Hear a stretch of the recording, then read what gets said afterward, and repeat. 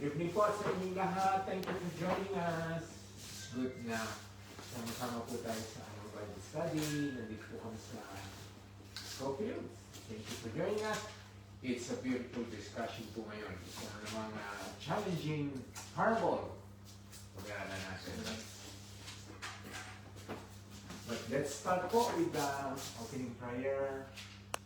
Thank you, Lord. Salamat sa iyong biyaya na ninyo lagi. Lalo na po, Lord, na you're blessing people na nag-aaral ng iyong salita ng Biblia. Thank you, Lord, for the opportunity na matuklasan namin ang mga mensahe mo ngayong gabi sa Parable of the Tenants. Thank you sa iyong salita. Lord, marami na naman kami makukuhang lesson, so guide us. Let the Holy Spirit be with us. Lalo na po si Long na siya po mangunguna ng aming pong discussion. Bless him, Lord. Bless him and let the Holy Spirit work through him and in him. Lahat po ng makikinig, maging nasa online, bless us, Lord. This is our prayer in Jesus' name. Amen. Thank you, everyone. So, diretso na po tayo sa discussion. And bibigay ko po ang buong magdamag kay Long. Thank you. Good evening po sa ating lahat. Good evening, Brother Rock. Good evening sa inyo. Good evening. Okay. Ang pag-aaralin po natin ngayon ay The Parable of the Tenants.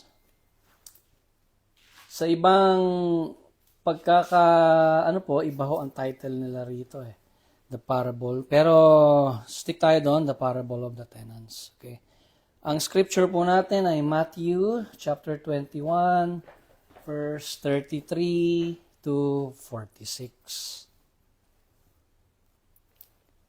Bago po natin basahin ang scripture, gusto ko lang po munang prelude para ho sa maunawaan nating maigi ang ating pag-aaralan ngayong gabi.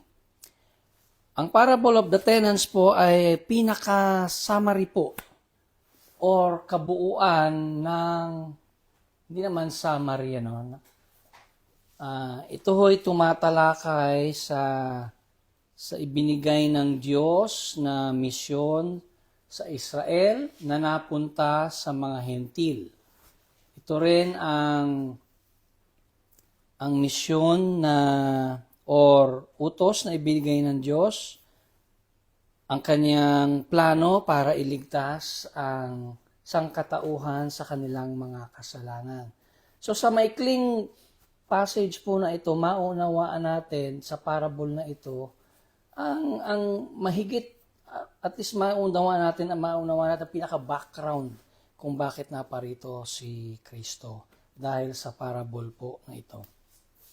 Muli, ang parable po ay isang kwento na may kinalaman po sa mga pang-araw-araw nating buhay sa mundo at may koneksyon din po ito sa turo ng Diyos o gustong ipaalam ng Diyos sa atin. Kaya marami po tayong matututunan sa parable na ito. Again, gusto ko lang pong linawin that we're gonna be tackling this verse by verse, but I want us to understand na ito pong kwento na ito ay isang buong summary of story na inclusive lang sa story na yon. Kasi ang Bible ay wala naman talagang verse noon. So, nilagyan lang ito ng verse ng mga publisher para madali nating manavigate. Kaya we will take the whole story as a whole and we will search one by one kung ano yung mga ibig sabihin niya. So, babasahin ko po sa verse 33. We'll be reading in King James 33 to 46, pero mamaya gagamitin ko NIV. Verse 33. Here another parable. There was a certain householder which planted a vineyard and hedged it round about, and digged a wine press in it, and built a tower, and let it out to husbandmen, and went into a far country. And when the time of the fruit drew near, he sent his servants to the husbandmen, and they might receive the fruits of it. And the husbandman took his servants and beat one, and killed another, and stoned another. Verse 36, again, he sent another servants, more than the first, and they did unto them likewise. But last of all, he sent unto them his son, yung anak na, saying, they will reverence my son. But when the husbandmen saw the son, they said among themselves, this is the heir. Come, let us kill him, and let us seize on his inheritance. And they caught him, and cast him out of the vineyard, and slew him. When the Lord therefore of the vineyard cometh, what will he do unto those husbandmen? They say unto him, he will miserably destroy those wicked men, and will let out his vineyard unto other husbandmen, which shall render him the fruits in their seasons. Jesus said unto them, did you never read in the scriptures, the stone which the builders rejected, the same is become the head of the corner? This is the Lord's doing, and it is marvelous in our eyes.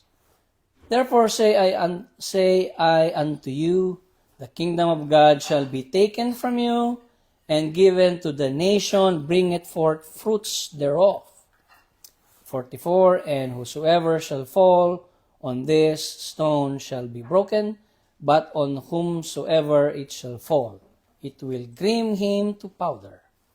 And when the chief priests and Pharisees had heard these parables, they perceived that he spake of them. But when they sought to lay hands on him, they feared the multitude, because they took him for a prophet. Medyo matalanghaga po ang ang King James, but himayin po natin ito sa NIV. So, pag-aralan po natin, sabi po sa verse 33, listen to another parable. There was a landowner who planted a vineyard. Meron daw pong may-ari, landlord, na meron siyang vineyard.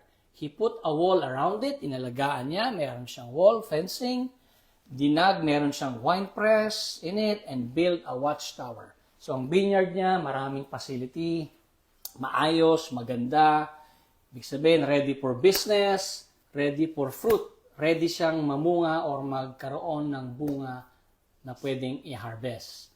Kaya lang, ang sabi daw po nung may-ari, then he rented the vineyard to some farmers and moved to another place. Sabi nung may-ari ng vineyard, pinaupahan niya ito at lumipat ng ibang lugar. And then sa verse 34, when the harvest time approached, nung mag-harvest season na, dahil may wine press, naka-fence, may watchtower, walang kung sino man ang pwedeng pumasok sa vineyard, walang mga mababangis na hayop, walang mga peste, walang mga... So, it's ready for fruit. Mamumunga siya. So, when the harvest time approached, he sent his servants to the tenants to collect his fruit. So, kaya niya yun pinaupahan, kaya niya yun pinaupahan sa mga farmers para magkaroon ng fruit or mamunga at magkaroon ng ma-harvest na fruit yung landlord. Kaya lang sa verse 35, nung dumating na yung servant na mangongolekta ng fruit, the tenants seized his servants. Yung mga nangungupahan sa lupa ay, sa English, sa NIV, beat one, ginulpe, killed another, and stoned yung pangatlo.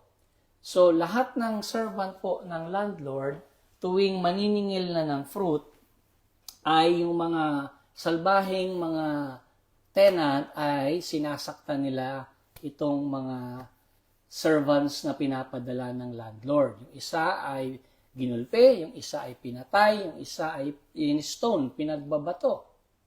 Sa verse 36, then he sent another servant to them, more than the first time, and the tenants treated them the same.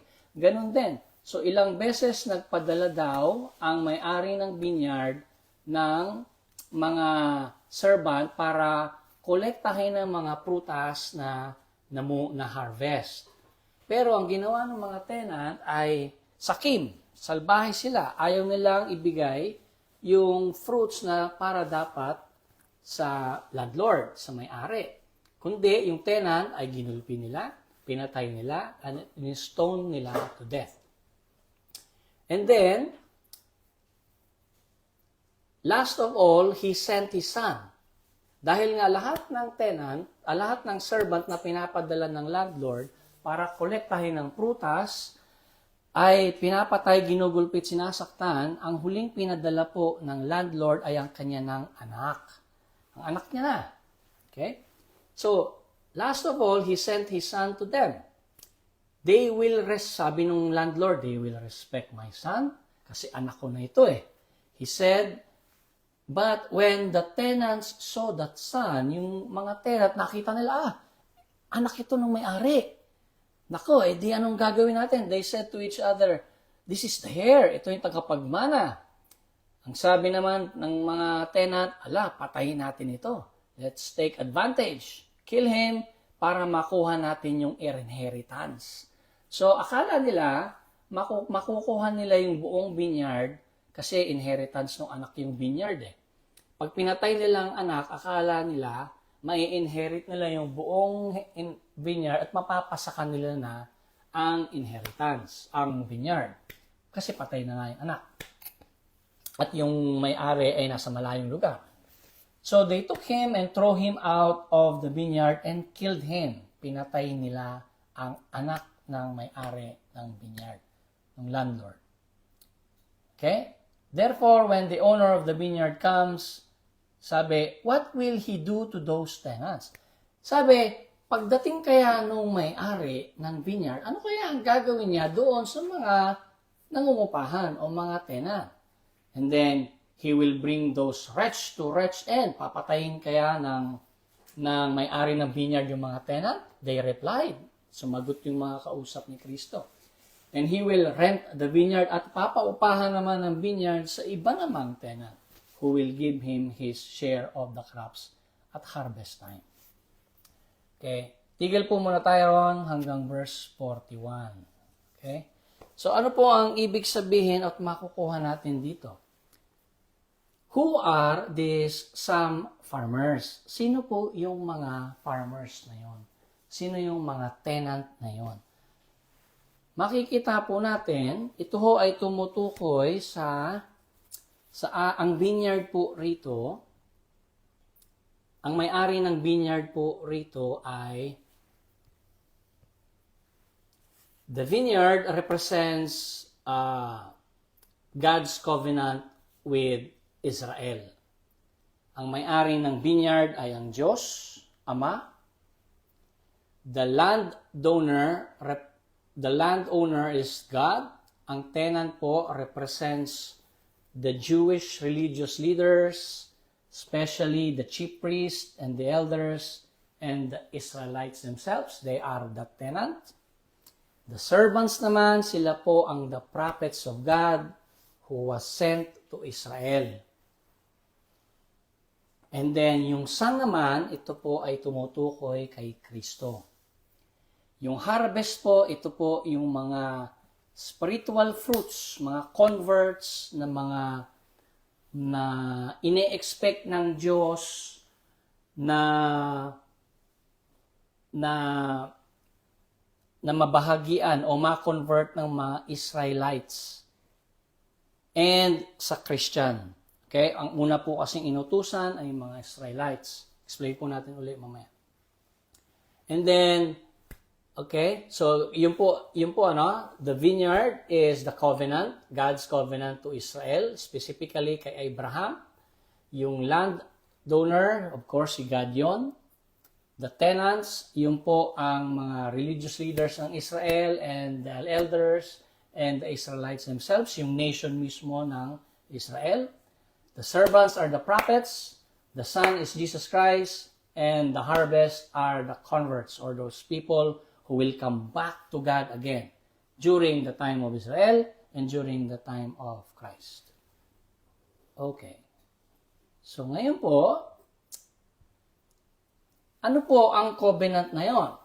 Sabi ng Diyos ay pinaupahan ng Diyos ang kanyang vineyard o pinagkatiwala niya sa mga tenants. At yung tenants na yon ay supposed to be mag-bear ng fruit. Ang i-bear nilang fruit ay dapat converts. Kaya po, ang Israel ay specifically merong inutos sa kanila, separated from the world, para mapakilala ang Diyos Ama sa lahat ng nation, ma-introduce ang Ama muli sa lahat ng nation bukod sa Israel. Kaya ang pinili ng Diyos Ama ay ang Israel. Sila ang magiging halimbawa para lahat ng mga naligaw ay muling makilala ang Ama na siya yung Diyos ni Adam and Eve, papunta kay Seth, papunta kay Melchizedek, kay and the rest. Ngayon, pagdating po sa panahon ni Abraham, natigil kasi nawala na ang mga tao, hindi na nila kinikilala ang Diyos Ama, hindi na nila kinikilala bilang Diyos ang totoong Diyos Ama. Kaya nagkaroon ng covenant ang ating Panginoong Diyos kay Abraham. Ito ang sabi sa Genesis 12. Kay Genesis 12, ito ho ang pinakaugat po nun. The Lord had said to Abram, "Go from your country, your people, and your father's household to the land I will show you. Okay? And I will make you into a great nation. And I will bless you, and I will make your name great, and I will be a blessing, and you will be a blessing, and I will bless those who bless you, and whosoever curses you, I will curse. And all the peoples on earth will be blessed through you." So sa pamamagitan po ni Abraham, ito ho yung Abrahamic Covenant, pinagkatiwala ng Diyos kay Abraham na siya ay magiging ama ng many nations, na dapat makilala nila ang totoong Diyos sa pamamagitan ni Abraham at ang kanyang mga offspring, which is papunta yon sa Israel. In which, yun nga, through time, they failed. Nag-failed ang mga Israelites. And when they failed to make fruits, nagpapadala ang Diyos lagi ng servants, which are the prophets. Tuwi na lang nagpapadala ang Diyos ng prophets to give a message, to inform the Israel, to give them a warning. Ang ginagawa ng Israel, matigas ang ulo nila, pinapatay nila, ini-stone nila, sinasaktan nila ang mga prophets, and they are disregarding the covenant that God gave them, which is nga yung vineyard to produce fruit. Inuutusan ang Israel na mag-produce ng fruit, at yun ay dapat ibinibigay nilang muli sa Ama, which is they never did. Ang mga Israel matitigas ang ulo, tuwi na lang nagpapadala ng mensahe ang Ama, lagi nilang pinapatay ang mga prophets. So sa Old Testament, ang mga pinatay nila ay si Isaiah, si Jeremiah, si Ezekiel, si Micah, si Amos. So ito yung mga great prophets. Ang iba ho, pinagbabato nila, sinaktan nila, and yun. Yun po yung mga kinahinangtungan ng mga prophets na pinadala ng Diyos Ama. And then, dahil nga ang matitigas ang ulo ng mga tenants, mga Israel, na hindi sila nagpuproduce ng fruit, supposed to be ay pinagpuproduce sila ng fruit. Dahil ang mga outside nation, nakalimutan na nila ang Diyos Ama. Kaya ang gusto ng Ama, itong mga utos ko, gawin niyo to, upang makilala nila ako.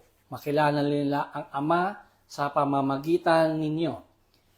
And there are other there are other Gentiles who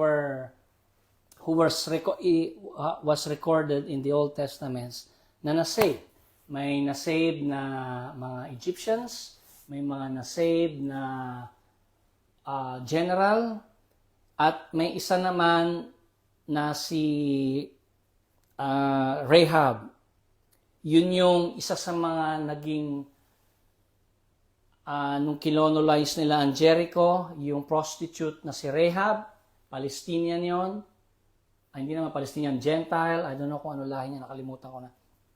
Which is isa sa mga lineage ni Jesus Christ. So, may ibang mga naligtas na hindi, may mga iba na na-mention sa si Ruth din ba? Moabites din siya, no? Oo. Rahab. Si Rahab yun yung spy, na pangasawa ng spy?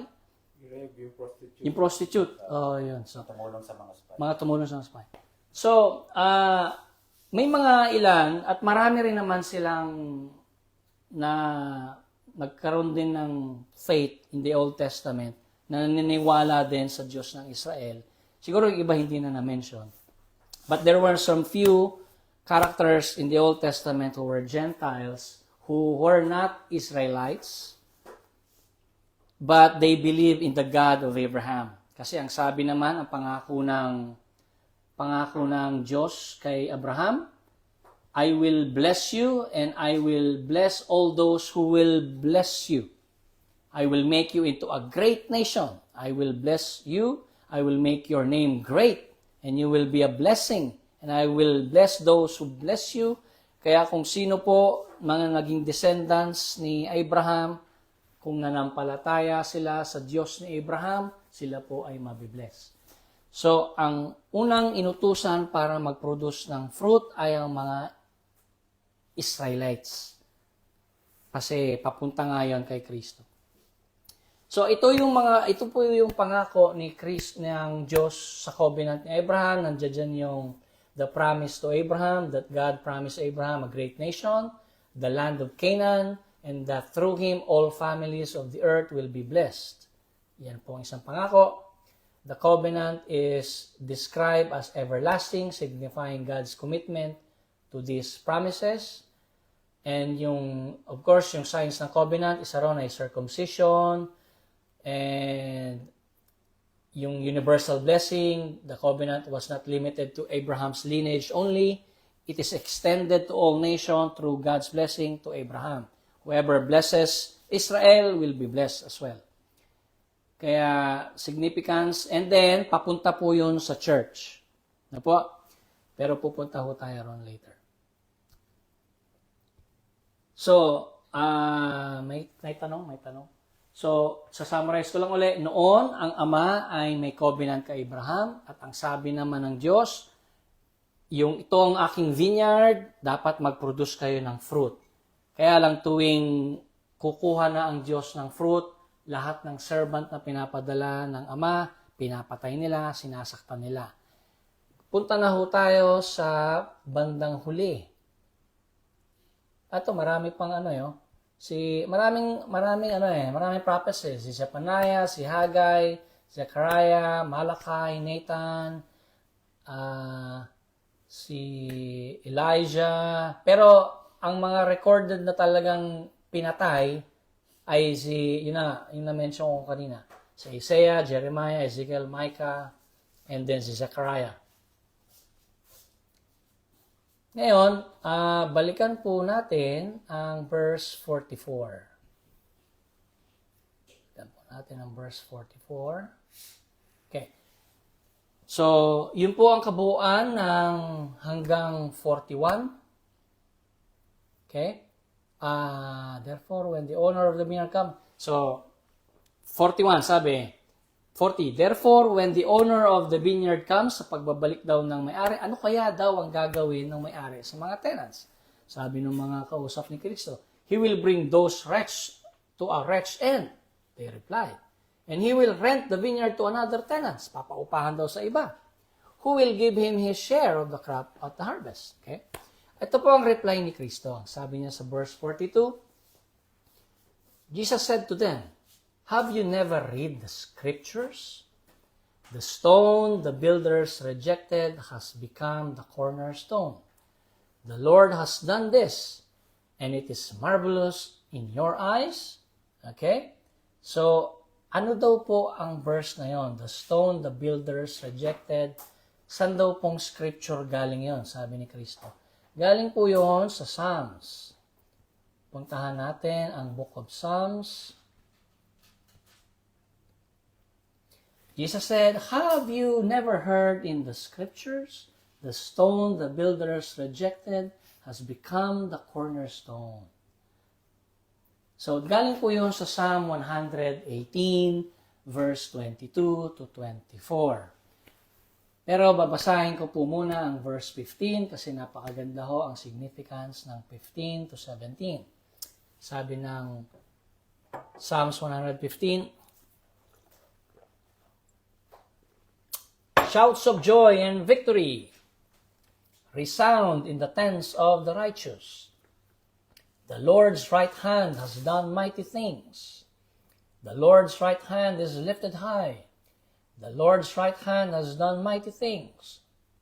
I will not die but live, and I will proclaim what the Lord has done. And then in verse 22, dito na ho binanggit, the stone the builders rejected has become the cornerstone. And the Lord has done this, and it is marvelous in your eyes. The Lord has done it this very day. Let us rejoice today and be glad. So, sa naunang verse, mapapansin po natin na si Kristo po ang tinutukoy na right hand dito. Right hand. The Lord's right hand. Bakit po siya tinawag na right hand? Sa New Testament, makikita po natin sa 1 Peter chapter 3, verse 22. Sabi po, who has gone into heaven and is at the right hand of God with angels, authorities, and powers having been rejected to Him. So Jesus Christ was called the right hand of God in the Old Testament, and in the New Testament, He was called the right hand of God in 1 Peter chapter 3. Sa Acts, sinabi rin po, but he, full of the Holy Spirit, gazed into heaven and saw the glory of God, and Jesus stranding at the right hand of God.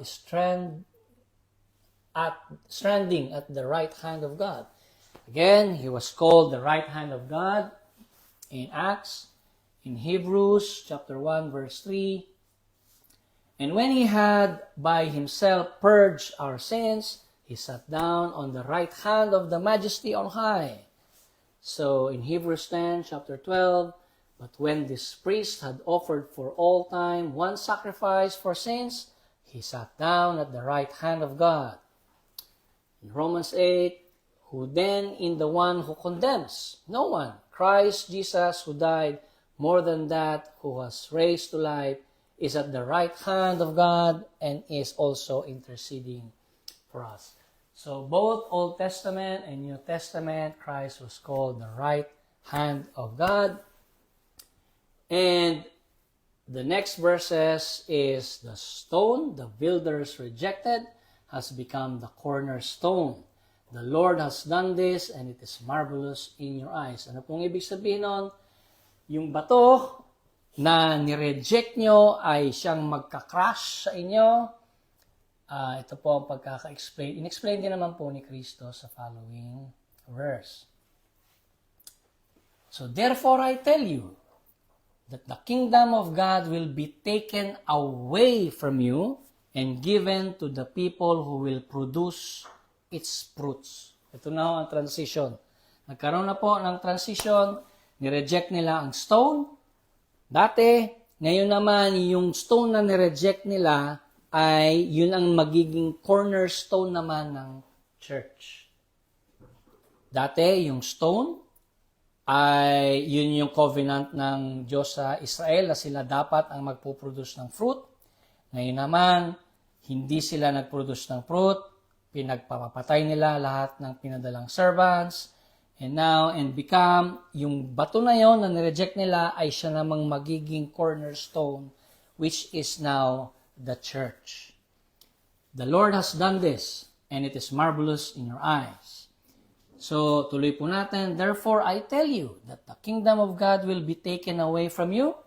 Yung covenant and blessing, aalisin po yan sa Israel, mawawala yan sa kanila, and will be given to people who will produce its fruits. Anyone who falls on this stone, yung mga na daanan ng stone na to or mag-fall sa stone na to will be broken into pieces. Anyone on whom it falls will be crushed.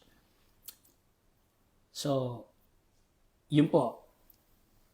Ito ay nagbigay daan sa ang pagkamatay ni Kristo dahil pinatay ng mga tenants si Kristo. Ito ay nagbigay daan para ang church na mag-produce ngayon ng fruits, which is what we are doing right now. We are producing the fruits. Inilipat po from Israel to Gentiles, which is those who will follow God's command. And verse 45, when the chief priests and the Pharisees heard Jesus' parables, they knew he was talking about them. They looked for a way to arrest him, but they were afraid of the crowd because the people held that he was a prophet. Okay. Now, ang ibig sabihin po dito sa verse 43, therefore I tell you that the kingdom of God will be taken away from you and given to people who will produce its fruits. The kingdom shift. The verse suggests that the kingdom of God, the privilege of being God's chosen people and receiving His blessings, will be taken away from those who reject Christ. Before, the Israel were the chosen people. Sila yung pinili ng Diyos. Pinaupahan sa kanilang vineyard para sila ay mag-produce ng fruit at yung fruit na yon ay bibigay nila sa Ama. Dahil hindi nga sila nagbibigay ng fruit at pinapatay nila ang mga servants, yun po ay kukunin, ang pribilehiyong yon ay kukunin yun ng Diyos sa kanila. Of course, hindi naman lahat ng promises kukunin sa kanila. Protected pa rin ang Israel hanggang sa ngayon. Pinoprotektahan pa rin ng Diyos hanggang sa huli. Kasi mare-reconcile muli ang Israel sa Diyos.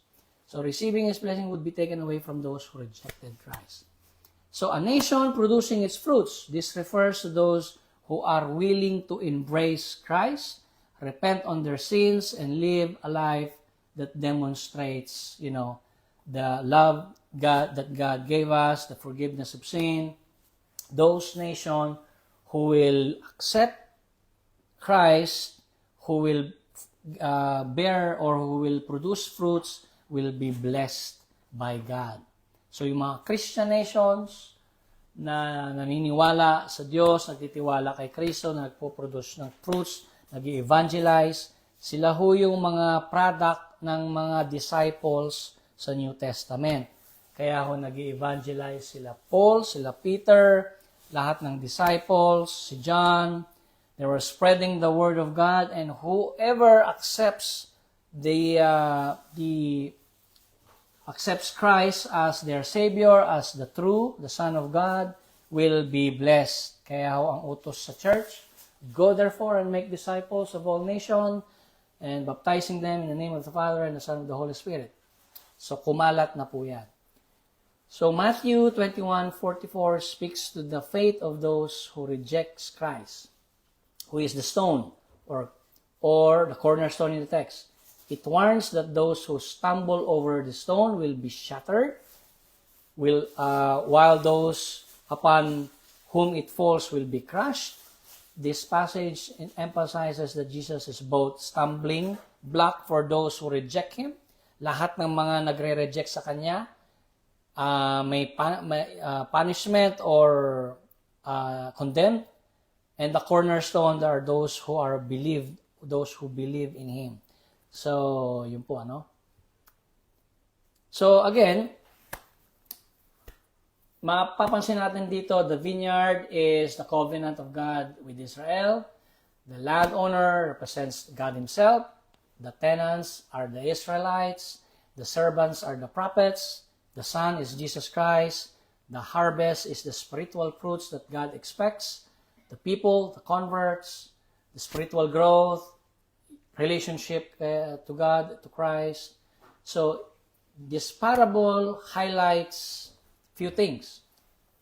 Rejection of God's messengers, rejection of the Son, the consequences of those who reject Christ, the shifting of the kingdom, and then the vineyard being given to others signifies transfers of God's favor and blessing from the religious leaders of Israel and the Israelites themselves, and potentially referring to the Gentiles in the New Testament or the church, to the community of believers or Christians. Yan po, no? Then, Jesus reveals that the kingdom of God will be taken from the Israelites, and then will be given to the church. Kaya nga po, sa New Testament, yung Christ will be with us in the coming of at the end of the age, and we have a new advocate, which is the Holy Spirit. Yun po. And then the quote that about the rejection of stone becoming cornerstone. Ayun po. And then, of course, the parable serves as a warning to those who reject God's authority and promise. There would be judgment to them if they don't believe in Christ. Ano po? So, any question? May si Sister Sarah, may tanong ka? So, yun lang po, ano? Ang parable na ito ay bagamat ilang verses lang, pero napakalaki ng impact sa atin kapag nauunawaan natin itong parable na ito. Ang Diyos ay may covenant sa Israel through Abraham, at ini-expect ng Diyos na mag-produce sila ng fruit.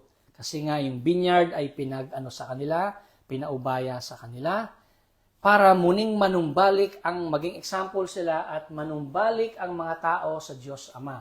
Dahil rampant na po ang idols nung time na yon. Marami na hong tao nung time, hindi naman marami, pero hindi katulad ngayon. Pero ang mga tao na noon ay hindi nakilala ang totoong Diyos. May sarili silang Diyos-Diyosan. Kaya ang gusto ng Diyos, kayo ang Israel, kayo ang chosen people, kayo ang dapat maging halimbawa sa kanila. Kaya nga lang nangyari, ang mga Israel, sila mismo ay nagkaroon ng sarili nilang Diyos-Diyosan, imbis na sila maka-impluensya, sila ang na-impluensyahan. Nagkaroon sila ng mga idolatry, nagkaroon sila ng ganito, ng ganyan-ganyan. Kaya tuwing ginagawa ng Israel yon, laging nagpapadala ang Diyos ng messenger, which is pinapatay naman nila lagi at sinasaktan. Ang huling pinadala ng Ama ay si Kristo, which is pinatay din nila, which is yun ang naging cornerstone ng church. So, the church now is kasama tayo sa story. Yung story ng church mula 2,000 years ago up to now, we are part of it. Kasama tayo ron.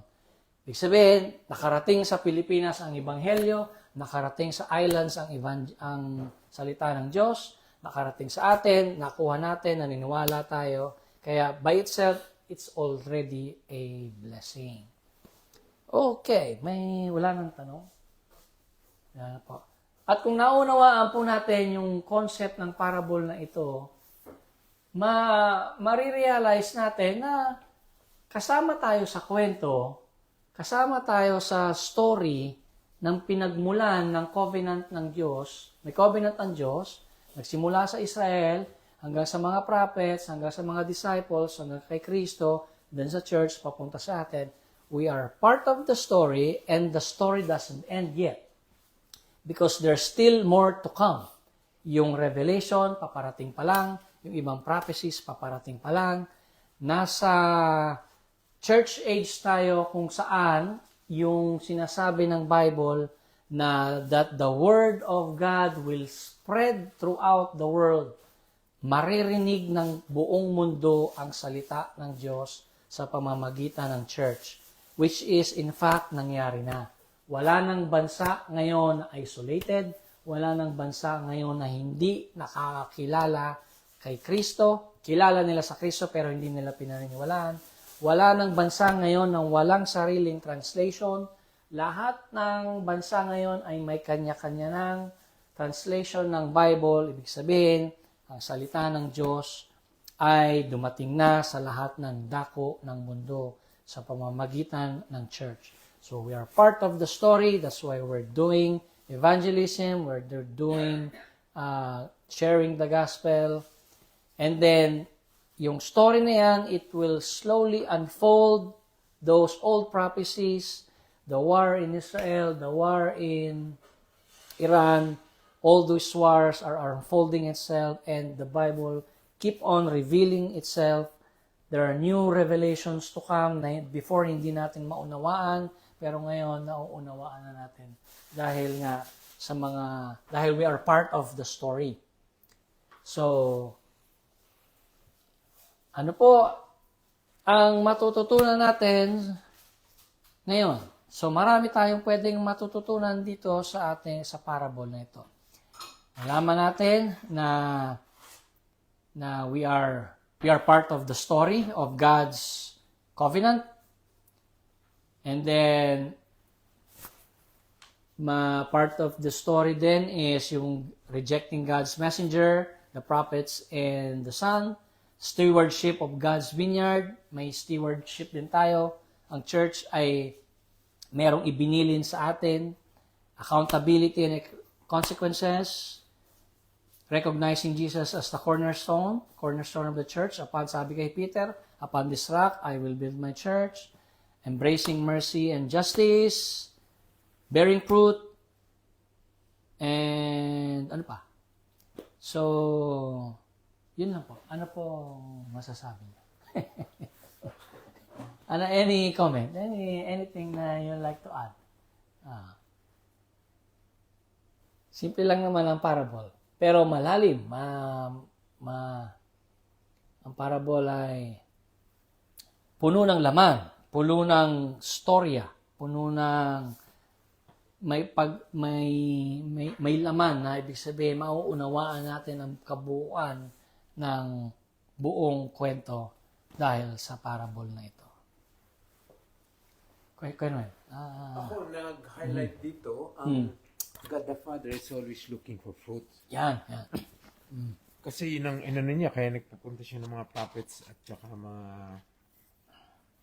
mga servants is to look for fruits or to help them na mag-fruits. Hanggang ngayon, kaya inalis yung vineyard and for us to till it tsaka palaguin natin kasi nga yung verse 43 nakalagay dun eh. I'll tell you that the kingdom of God will be taken away from you and given to people who will produce fruits. So lagi naghahanap ang God the Father ng fruits. So, importante sa kanya talaga yung fruits.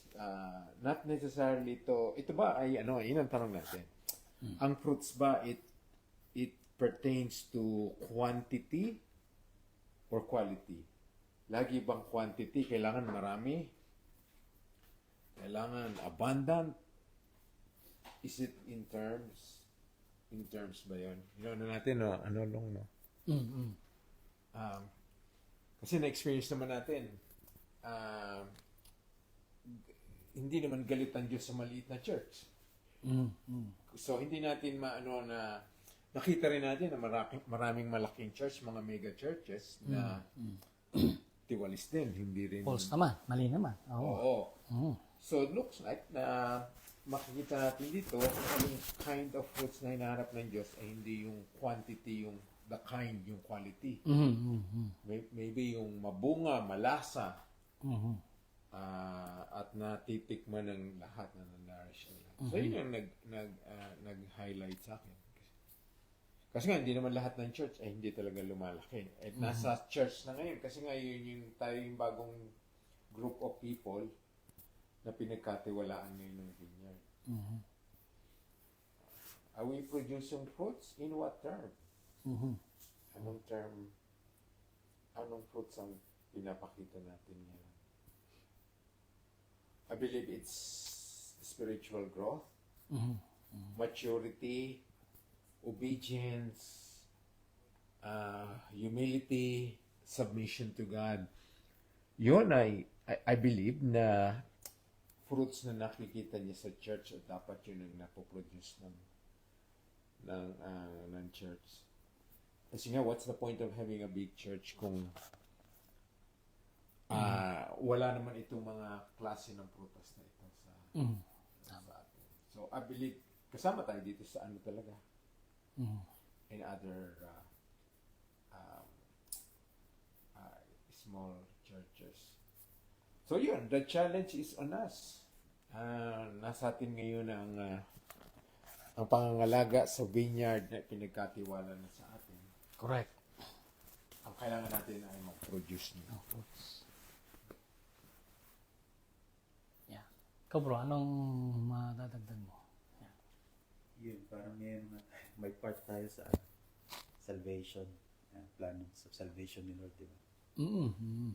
Kaya nasama tayo sa as a church. Correct. Kasi dapat ano yun ang mga Israelites yun, mga Oo. Jews sa kanila responsibility noon, pero nag-fail sila ng Okay, sila. many times. Mhm. So, yeah, we're blessed as well. Mhm. As a church, we're doing our part sa pag-spread ng gospel Yes. for salvation, kasi yun yung plano ni Lord na maligtas yung maniniwala sa kanya. Makilala siya as tunay na Diyos and Correct. Jesus and believe and faith in Jesus whom He has sent.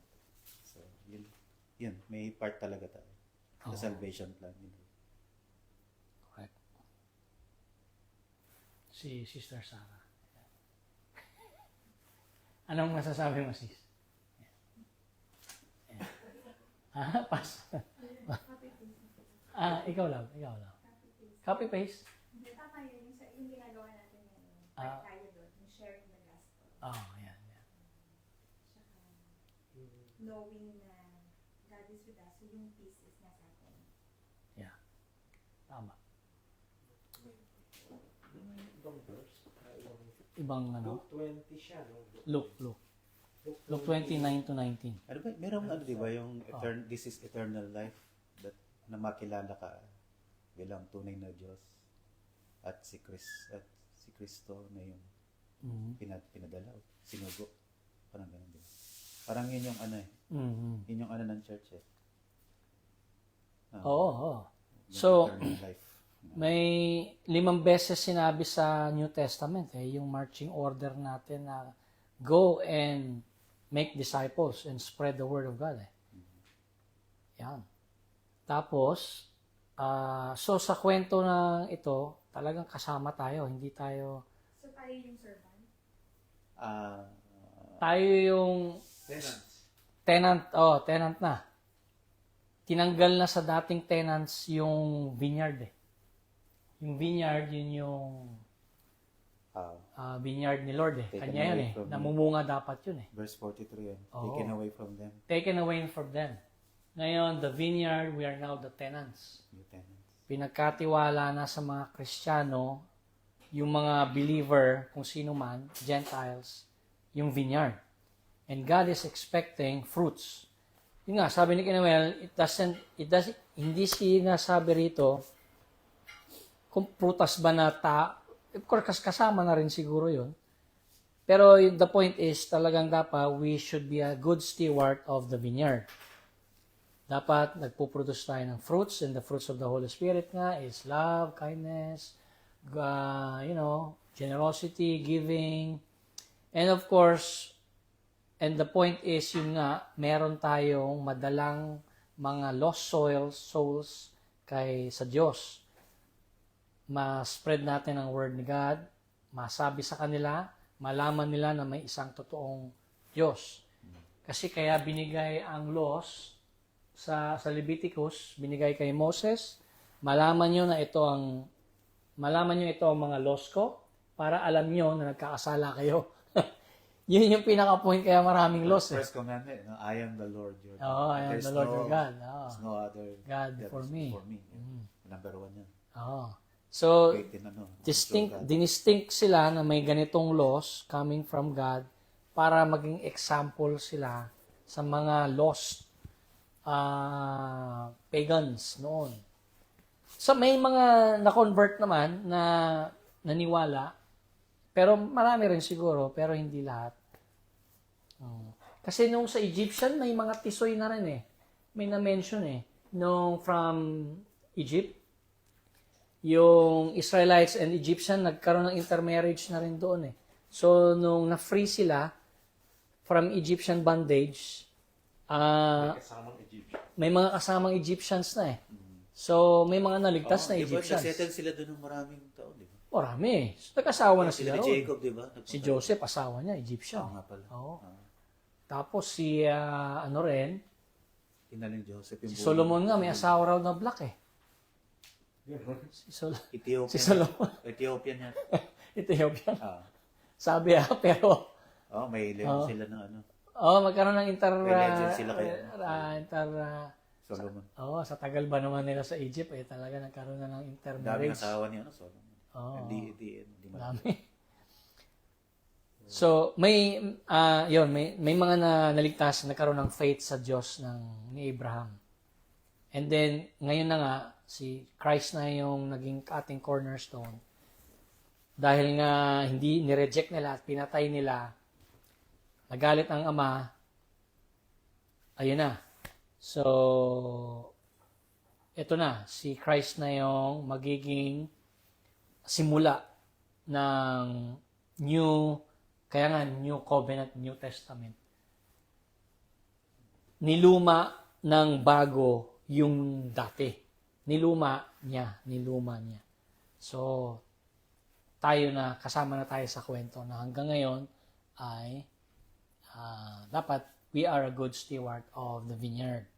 And our Lord, our God is expecting fruits.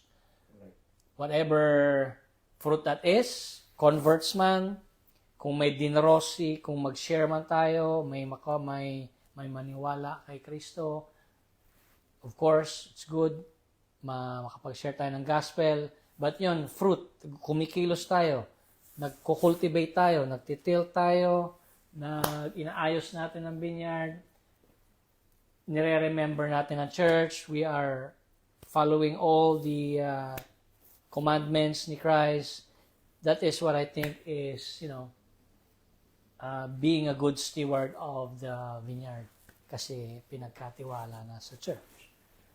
So, ano pang dadagdag natin? Gusto ko nag-highlight dito kasi nga yung vineyard is the picture of God the Father. Sorry, landowner is the picture of the God the Father.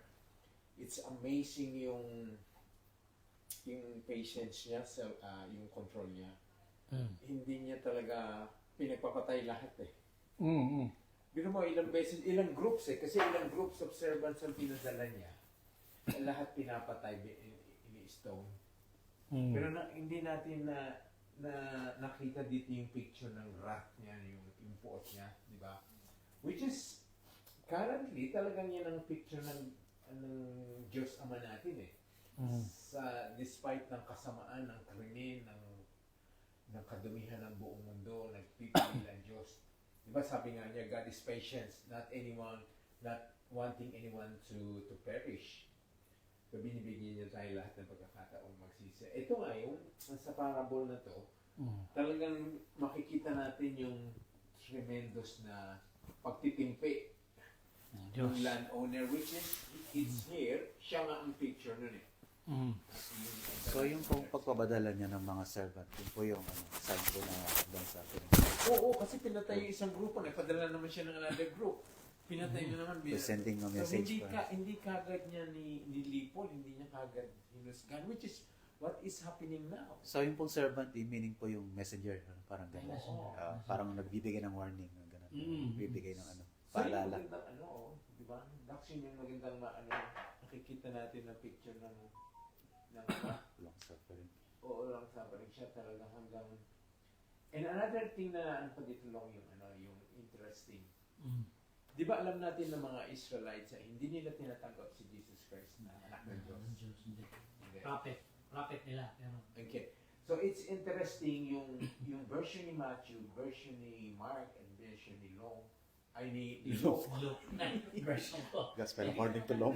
Version ako. Version ni Luke, na hindi minention na yung pinadalang anak ay anak. Ang tawag nila ay heir, tagapagmana. Sabi nila, ito yung tagapagmana. Ito yung tagapagmana. Ito yung tagapagmana. Which is what is the true picture of Israelites, di ba? Hindi nila nire-recognize si Jesus Christ ay anak ng Diyos. Although malinaw sinabi nung landowner, I will send my son. Nung dumating yung son doon, ang sabi nila, ito yung tagapagmana. Na hindi nila binanggit ang word na the son. Kasi ang heir, di ba, kahit sino pwede yan eh. Hindi naman necessarily son yan, di ba? Pwedeng pagmana. Di ba yun ang Yun ang ko lang, na-highlight, yung pare-pareho nilang version, talagang ini-stress nila ng Israelite ay hindi nire-recognize na maski ito kasing parables, hindi siya tinanggap na, hindi siya nire-recognize na son. Heir lang siya, which is talagang, yung parable, talagang binibigay yung picture ng current situation ng Israelites noon hanggang ngayon. Kaya hindi So mas mabigat po yung pag sinabing santa kaysa sa heir. Oo, di ba? Yun yung tanggapin ni si Jesus ay anak ng Diyos. Bilang, At ang maganda rito, kilala nila. alam nilang Alam nila. Alam nilang Kasi heir, may Torah sila, may Psalms sila, may Book of Psalms sila, may Proverbs, may Book of Solomon. Meron dito, take his inheritance. Sabi, let's kill him and take Correct. his inheritance. So, aware sila na siya ang heir, na may anak, at aware din sila na kilala nila, ayaw nga lang nila. Ayaw, Patayin natin, sabi. Let's kill him. they know pero di naniwala. Ayaw nila, hindi sila naniwala. Ganun pala. Ganun pala katindi, no? Kala ko out of ignorance. Pero alam nila talaga, no? Alam They nila, know. no? Grabe pala. Oh, they see, they have seen they have seen the miracles. At saka they are prophesying, siya nga, baka nga ito'y anak, baka nga ito'y propeta. Kasi it's been 400 years na walang miracle. It's been 400 years since the last prophet. And the last prophet was Micah. And 400 years, siguro 5 generasyon niya na walang nakakita ng miracle. Patay na lahat yung mga nauna. And then all of a sudden, may taong nagpapagaling, bumubuhay ng patay. So, aware sila na ito na yata, ito na yung sinasabi ni, Tsaka nakasulat, no? Kasi may mga prophets na, may mga messengers prophets, na. oo. So, alam nila yung scripture talaga. alam nila ang scripture, Alam nila yung... alam nila ang Isaiah. So, they know, and they were reading Isaiah. Very particular yung sinabi ni Jesus. Yung sa Isaiah 1:18. Na darating siya? Hindi, yung kanina yung sabi mo yung Yung, the stone the builders rejected. sa Psalms. Psalms. Yun talaga yung Psalms yun talaga yung very particular yung niyan, scripture na Oo, nandoon. Nakalagay eh. So, kilala nila, alam nila to, binabasa nila. binabasa nila, no. Alam nila yan eh. So, ibig sabihin alam talaga nila. Alam nila. I-reject talaga. another interesting na ito hindi ko kasi makuha ang sagot. Diretso na natin may sagot. Lahat ng nagpunta roon, pinatay nila right then and there. Pero nung yung sanang dumating, they threw him out of the vineyard. Tinaboy muna doon sa lahat, tsaka doon siya pinatay. So, ano ang significance?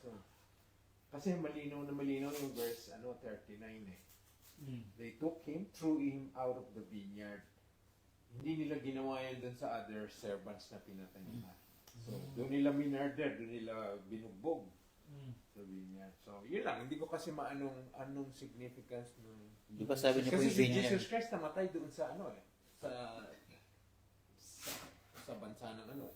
Ano po kasi yung vineyard? Yun ang anak ko lang. Hindi ko ano. Oo, ano. Vineyard, Saan siya dinala? Taniman ng grapes. Ng mga prutas eh. O, pero yung ibang servants doon pinatay. Hindi kasi alam nila na tagapagmana. Tagapagmana. Kaya inalis sa vineyard. Pero what's the difference? Kung patayin siya doon, papatayin siya doon sa loob ng vineyard o sa labas, patay din siya. So what is, yun lang, yun lang ang anong interesting, hindi ko makuha ang sagot eh. Anong sa pangyayari sa buhay ni Jesus bago siya mamatay ang significance na inalis siya sa isang lugar, dinala siya sa isang lugar. At doon pinatay. Oo, pinatay siya sa anong lugar yun? Where's Golgotha? Calvary. Place Where's of the skull. Outside po ng city walls ito. Outside ba yun? Yata. O baka yun. That's the significance. Kasi ang Sa labas sabi, naman Outside yun. ba ng wall ng outside Jerusalem? Sa labas yun. Jerusalem. Kasi walled city ang That could be Jerusalem. it. That could be it. Kasi ang sabi sa verse 33, sabi nung owner, he put a wall around it, dug a wine press in it, and built a watchtower. So may walled city, which is Jerusalem, is walled.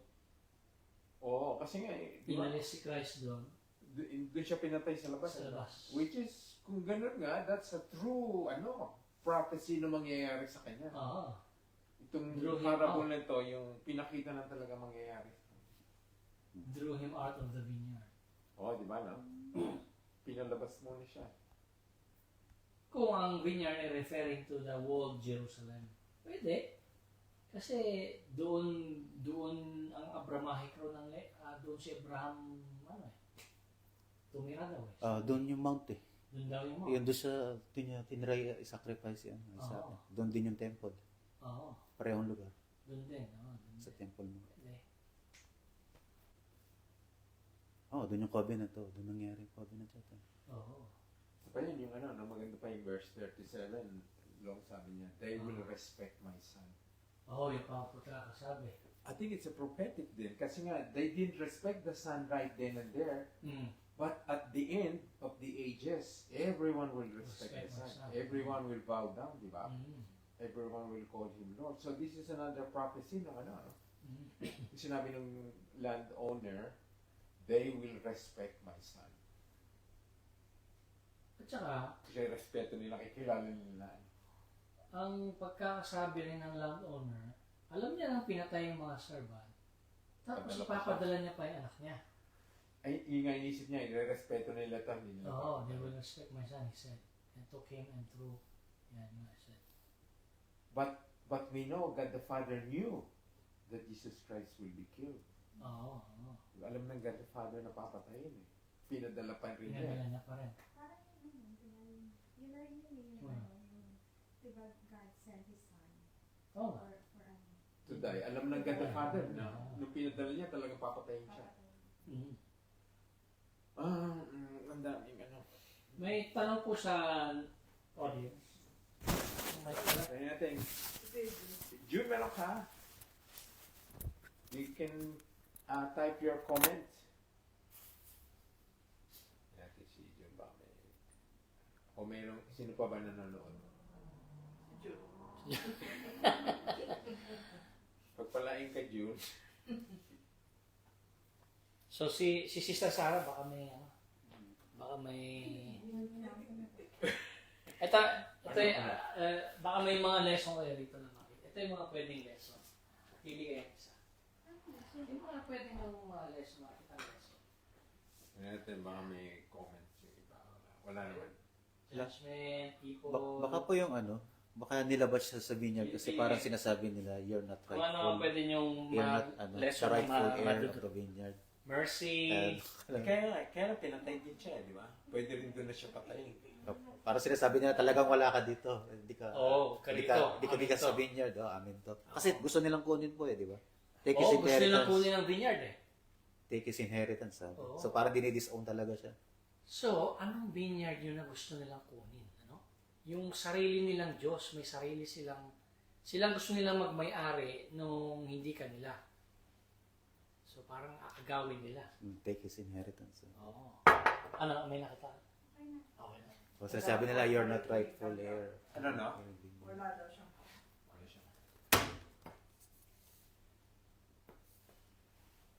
So, yun lang po. Ito ang mga lesson natin na pwedeng mapulot. Una, stewardship of God's vineyard. Yan. So, anong masasabi mo lang sa stewardship of God's vineyard? Anong, Kailangan pag... Kasi ano pala. yan. Dito. Anong mapupulot nating lesson?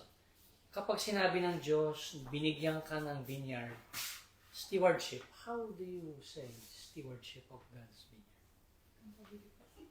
Ha? Yeah. Ikaw bro, anong masasabi mo?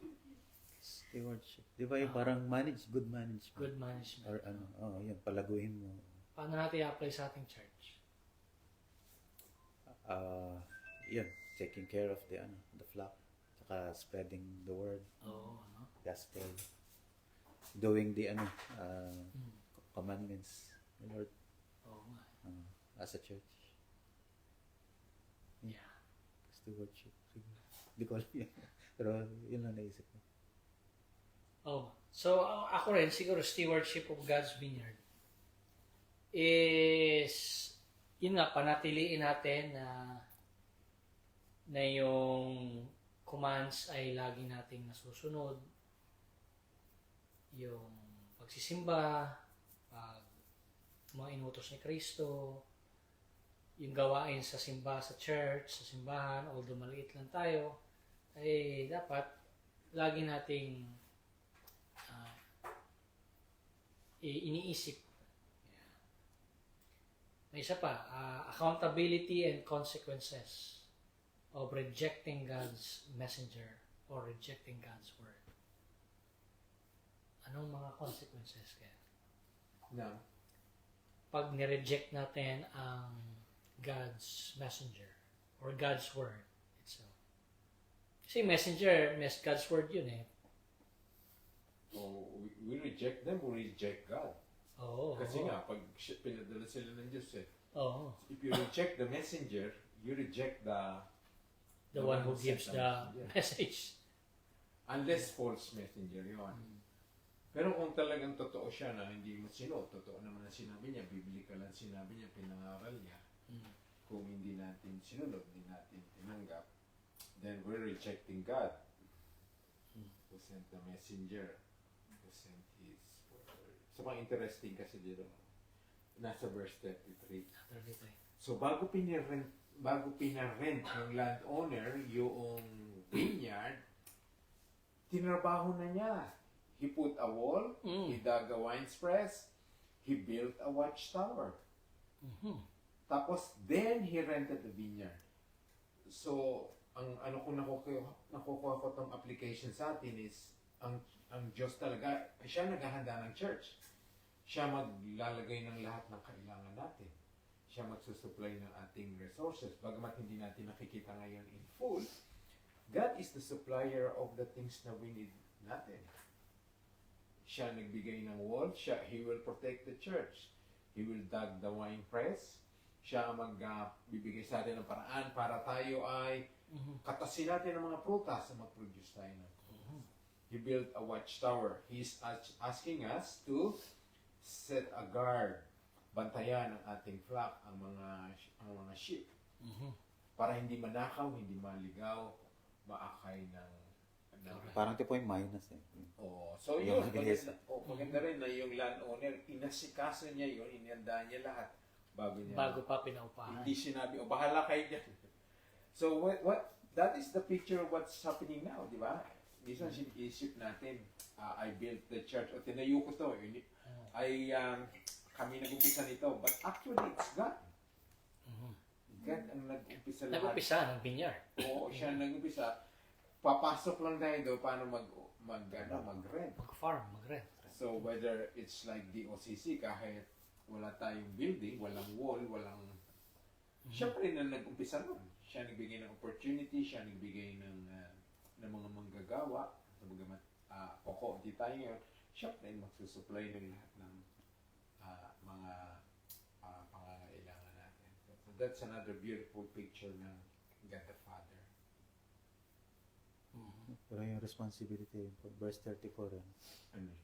Kasi naghahanap po siya ng Oo. ng harvest time. Oo, harvest time na. collect its fruit. So he's always looking for Fruits. Kailangan may fruit. So, yun yung ginagawa. Yun ang ginagawa natin. So, ang fruits... Yung DOCC, Hmm. alam na ni Lord, kung saan na magkakaroon ng church na ganito. Hmm. Dinala tayo.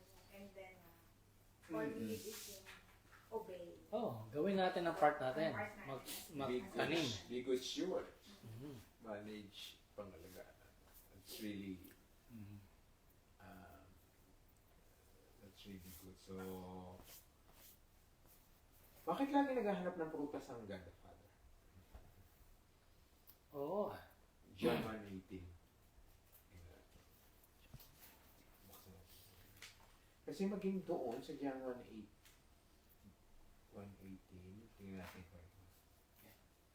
Kasi ito, laging prutas ang hinahanap eh. Kung hindi ka mag-produce, ibibigay sa iba na magpo-produce ng prutas.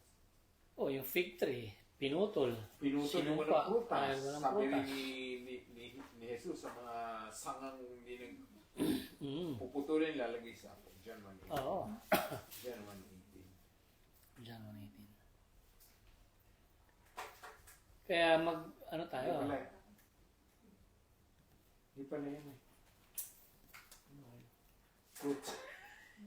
The Father is glorified when we bear fruits.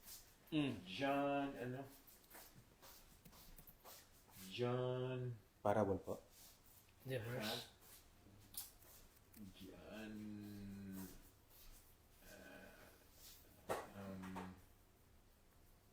15:8 pala.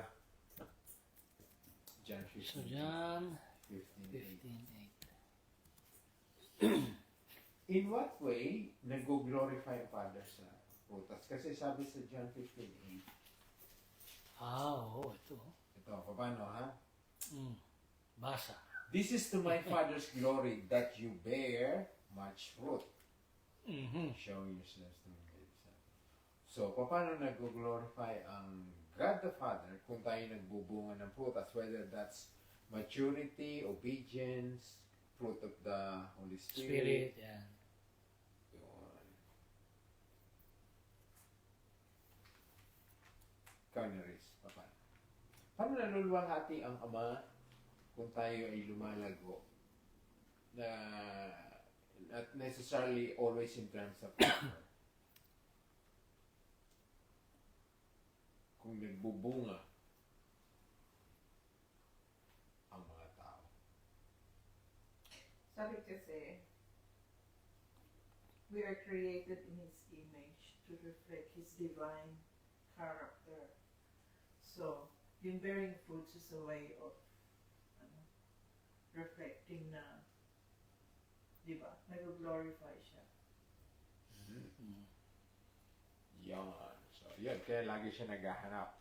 Kasi nga, di ba, ang hinahanap lagi ng Diyos, mag-glorify siya, mag-glorify siya, mag-glorify siya. So, bearing fruit is another way we glorify God. Yung verse 1 po nun, hanggang maganda. John 15:1. Apo, I am the true vine, and my Father is the The gardener. gardener, yeah. He cuts off every every branch branch. in me. Nako, pinuputol talaga, hindi nagbubunga. Oo. Tapos pag nagbubunga ka niya, pinuprunes ka pa Pinupurun ka niya. pa. So that you will even more fruit. You are already clean because of the word.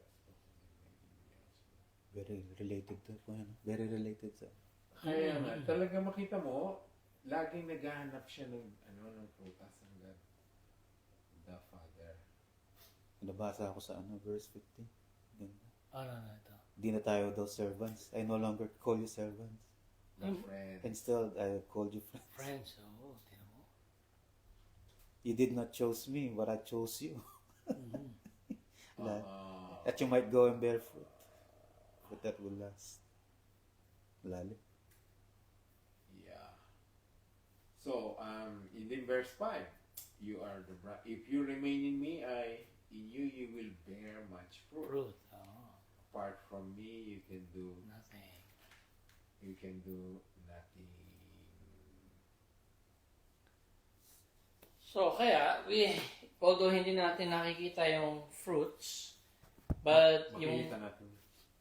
yun nga, yung ginagawa natin is fruit na yun. Yung ating Magbubunga tayo. stewards natin, yung ito, yung ginagawa nating pag-aaral. Correct. Ayan. Kasi nga, di ba, there's always a time between sowing and reaping. Mm. Laging may oras, mayroong time gap yun, di ba? Pag nagtanim ka, hindi mamaya aanihin mo na. Di ba, ang farmer nga, di ba, they have to wait months Opo. para makuha nila yung prutas. So, maaaring ganun, we are in the stage of sowing. Sowing, yes. So, we're sowing in the hearts of the members para lahat tayo ay lumago, mag-mature sa ating Panginoon. Okay. Okay. Maybe siguro long yung susunod na lang yung ano talaga significance ng cornerstone? Kasi hina-highlight dito. Maybe siguro part 2. Cornerstone? Oo. Ano yung hinantulat si Jesus Christ sa cornerstone? Maganda may kanta rin tayo cornerstone. Ano ba talaga yung cornerstone? Mhm. In the natural world o in the engineering world. Mhm. Parang pa ano pa yung Haligi. Wala na kasing cornerstone ngayon, no? Nung araw yun. Noon po. Haligi Ngayon, ito. nilalatag na ang Yun po yung, Pero nung araw, doon nag-umpisa. yun po yung paunang bato ata. Foundation. Foundation. Doon Pinapatong lahat. doon mag-ano yun. Start, parang Parang- start. Parang Parang panimula. Panimula. So yun ang ano ngayon, Pundasyon. yung verse 42. Ano natin yun. Although we know he's rejected, he's the stone that's rejected, pero how is he as a cornerstone? Ang disciples tinawag din na foundation. Pero itong cornerstone, siya na mismo yung pinagpapatungan. Pundasyon talaga. Tinawag si Peter na ano, di ba? Rock. Maliit na ano, bato. So, Si Peter ay stone, yeah. He is the stone. pero, But the rock was Jesus Christ. Correct. Yun nga. So, how is he as a cornerstone? And then, how will you reconcile in verse 44? Anyone who falls on this stone will be broken to pieces. Ano ibig sabihin? Lahat ng madapa, lahat ng mahulog dito sa batong ito, ay Broken. madudurog. Mm. di po yung related dun sa ano, yung kay, tawag dun, kay prophet na ano, bato na ano, gumugulong. Yung sa Si Daniel, statue, kay yung Daniel. kanyang dream. O yung Pwede rin. Hindi rin Siya rin yun eh. Siya rin yun. Siya yung magka-crush sa lahat Siya yung ng- ano dun, yung stone. yung stone eh. Oo. Kaya, ano yung... Ka-crush niya yung... Pero ito kasi, Mga kaaway. ito kasi yung mahuhulog, ikaw babangga eh. Ikaw babagsak. Nice, ikaw. This is something to explore. Verse 44, mabigat. Eh, di ba kasi siya yung cornerstone nga, siya yung kumbaga, siya yung magbibigay ng direction. Yung, sa kanya, parang siya yung susundan mo. Tama. Sa church, siya ang cornerstone, siya ang foundation, siya ang pinaka-importanting bato. Kasi nga yung cornerstone, ang description nila to, yun yung pinaka-importanting bato. So, pero yung verse 44, yung paano mo, ano ibig sabihin ng anyone who falls? Ano kaya yung ibang translation? Let's think mo. Ano ibig sabihin ng yung translation sa King James ng 44? Anyone who falls Ano yun? on this stone. Luke 21:44. anyone who falls on this stone will be crushed. Will be broken to pieces. Ano ibig sabihin ng mahulog, bumangga, bumagsak? Tingnan natin ibang translation. 43. Matthew 21:44. So, and whosoever shall fall on this stone shall be broken. Yeah. Ano ibig sabihin? But on whomsoever it shall fall, it will grind him to powder. Yun. So, kung malaglag ka, ikaw ay Dudurog. madurog sa pieces. Pag ikaw naman nalaglagan, Talagang durog ka. Parang powder whomsoever ka na. it shall fall, talagang powder ka. May mabigat. Ano nga ibig? So, kung malaglag ka sa batong yon, durog ka. Ay, ano ka, Which is Jesus Christ. broken into pieces ka. Which is Jesus Christ. At kung ikaw naman na nabagsakan, Talinhaga yun eh. Ikaw naman ay Talinhaga yun. durog. What does it mean? ibig sabihin, wala talagang pwedeng, No one can. no one can, it's a really strong stone. Walang pwedeng makatalo, walang makadefeat. Kahit anumang strength ang gawin mo, ikaw man ang mag-strike, madudurog ka. Ikaw man ang bagsakan, durog ka rin. Yeah. So that's how powerful Jesus Christ is. Strong. Mhm. Sige, sige. Sige, Hindi, ano ka? sinasabi ko. Hindi, Oo, kasi challenging yun yung Sige na. 43 is about fruit. Tapos bigla siyang lumipat sa bato ng 44. Mhm. Parang hindi magkaduktong yung 43, 44.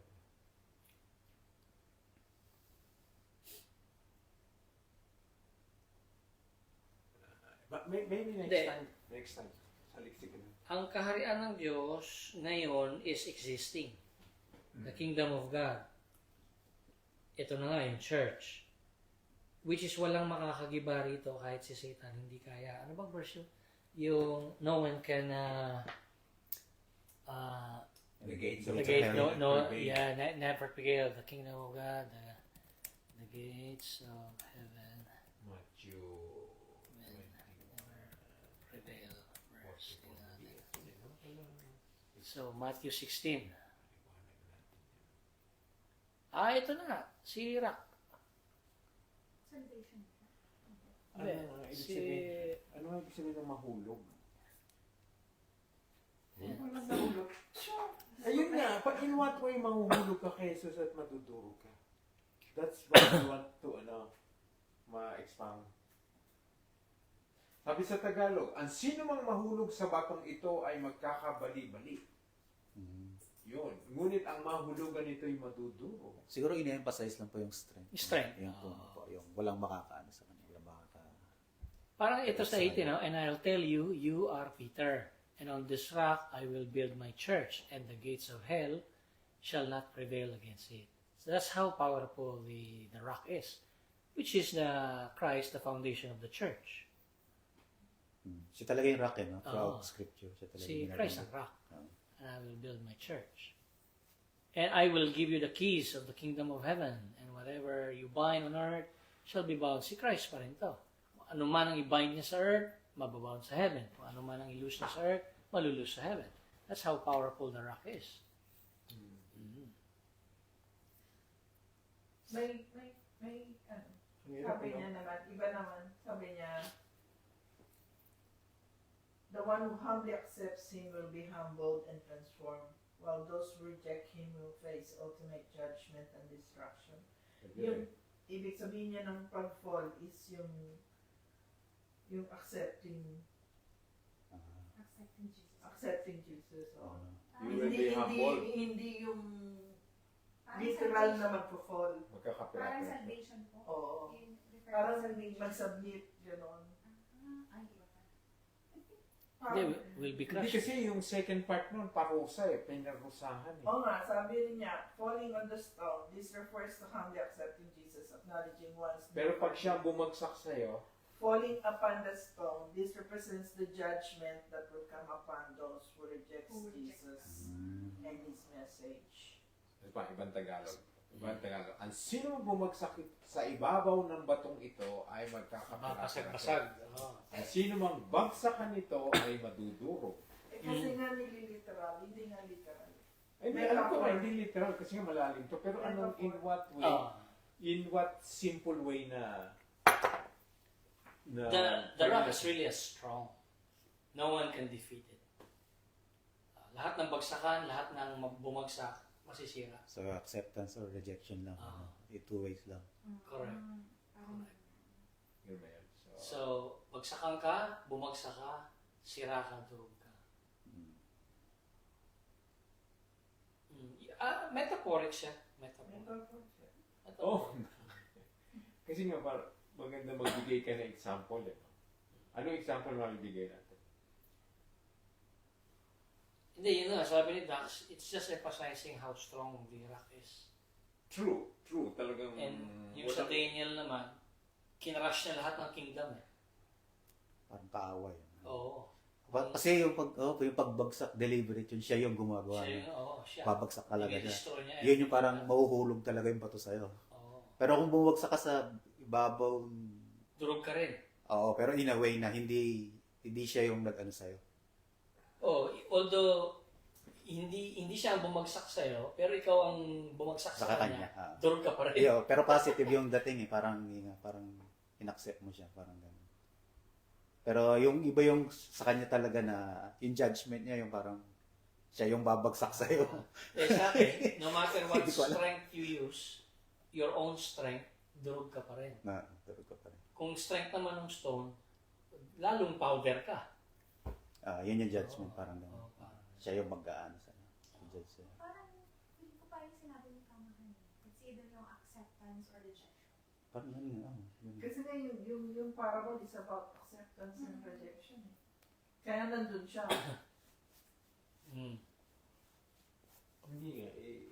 Idugtong mo yun doon sa cornerstone siya, yung 42. Eh, isang sentence ito eh. Siya Ay, yung cornerstone, 43, siya yung magkaiba pala. foundation, siya yung way, siya yung direction.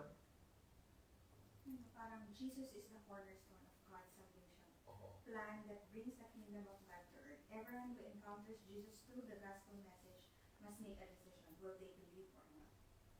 Mm. Diba? Tama. Ewan ko ba? Si Sister Sarah, anong masasabi niya? Si Sister. Wow. Tsaka yun yung sa Isaiah, the stone the builders rejected. So talaga may rejection doon. Oo. Yun yung binanggit ni Christ. Eh. Sorry, may rejection talaga. Okay. So yun. Maybe something we... Yun lang. Yun na. So, pinagkatiwala na sa atin ang vineyard. Yan ang dapat nating maunawaan at malinaw sa atin na ang vineyard ay stewardship na ng church. Sa atin. So, anong gagawin natin sa vineyard? Magbungkal, magtrabaho. Magtanim, magdilig, Diligan ng mga... magtrabaho, umaga, gabi, kantahan natin yung yung mga halaman. Yeah, kasi nga yung didiligan na alagaan natin ngayon, yung mga miyembro na yon. Paarawan, sabihin, nurturing, di ba? Nurturing. Tama, no? Nurturing. So, yan ang kabuuan ng parable ni Kristo. The parable of the tenants. Thank you. Beautiful. Yun lang po. Wala na pong violent reaction. Bakit? Ikaw lang. Wala na? Ah, hindi, siyempre, baka may gusto kayo sabihin eh. Okay. Yun lang po. Yun lang. Okay. Let's pray. Thank you, Lord, for tonight. Truly, marami kaming nakuhang liwanag, lessons, applications na maaari naming i-apply sa aming sitwasyon ngayon. Nalaman namin, Lord, na pinagkatiwala mo ang vineyard, ang ubasan, na nasa amin na ngayon para kami ay magtrabaho, diligan, pangalagaan, at makamta namin ang mga prutas na ito. Nakita rin namin, Lord, na ibinigay mo ang lahat para ang vineyard mo ay ready. Ikaw ang nagumpisa, ikaw ang naglagay ng wall, ng naglahat-lahat ng pangangailangan. And that's what you're doing, Lord, sa mga churches, even po sa sitwasyon namin sa DLCC. Thank you, Lord, that tonight we have seen how you are so patient, Lord. Long-suffering, talagang haba ng pasensya mo, kabila ng mga ginawang kalapastangan, mga paglaban, rebellion against you, nandiyan ka pa rin at nagmamahal, nagpapadala ng mga taong upang mangaral sa amin.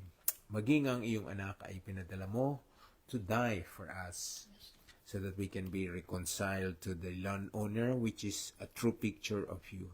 Thank you, God the Father, that you are the gardener and that you are glorified when we bear fruit. Help us, Lord, to continue bearing fruit in our own capacity, in our own way na ibinigay mo sa amin. Mga opportunities na ibinibigay mo sa amin. Thank you, Lord. It's a privilege to work in your vineyard, in your kingdom.